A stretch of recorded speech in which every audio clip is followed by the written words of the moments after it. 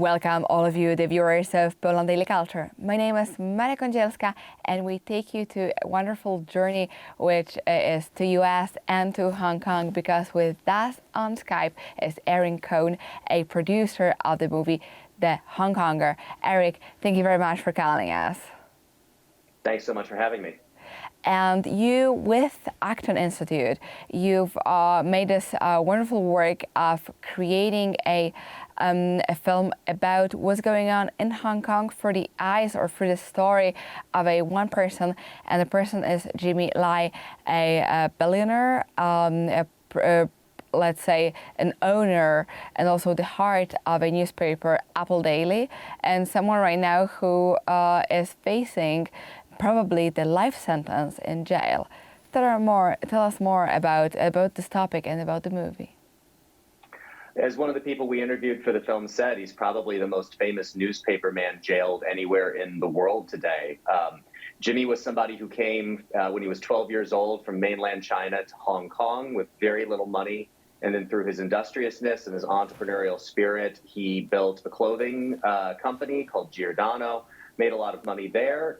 And then after Tiananmen Square was really animated to want to do something on behalf of the cause of human rights and human freedom. And he started Next Media, which was Next Magazine, and Apple Daily, the newspaper that you referenced, which was one of the largest circulation newspapers in Hong Kong. And it was in its editorial page in favor of democracy and human rights. Since the Chinese crackdown on Hong Kong, that really started after the 1997 handover, but has really picked up in recent years. Jimmy was arrested under their so-called national security law, and that's where he is right now. He's in prison, having been convicted in 2 of 3 trials, the latest on a very trumped-up fraud charge. And now he's waiting for his national security law trial, which is supposed to start sometime in September. Well, it's all very tragic and also very brave for him. He sort of became a symbol of how you devote your life to some certain cause. Because after all, he could, well, easily leave the city and live somewhere else, because with his connections, with his huge business, he could just take Apple Daily and do it, let's say, somewhere in US, but he didn't do it. Why do you think he didn't make this decision, but he decided to stay? I think that's one of the most remarkable parts of the story we tell in our film, The Hong Konger, Jimmy Lai's extraordinary struggle for freedom. We interviewed Lord Patten, who was the last British colonial governor of Hong Kong. And he says about Jimmy in there that he's been incredibly principled and brave. And, quote, "I wish I could think that I would have been as brave." And you hear this recognition in his voice that he doesn't think he could do what Jimmy's doing. I think Jimmy's driven by a number of things. His Catholic faith is one of them. He's a Catholic convert and a very devoted Catholic.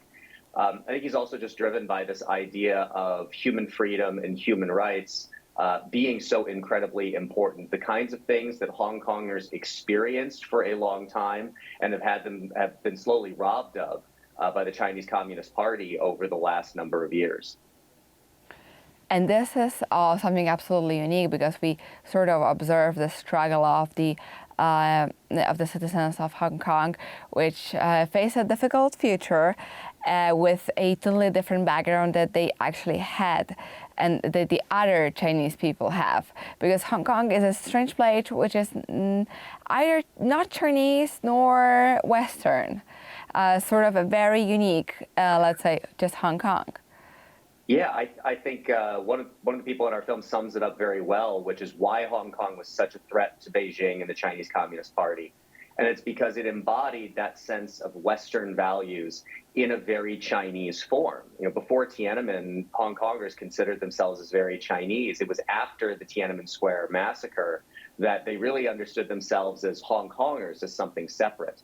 And right now, China is trying to crush that separate Hong Kong identity that embodied those values of freedom and human rights in a Chinese form in the city of Hong Kong.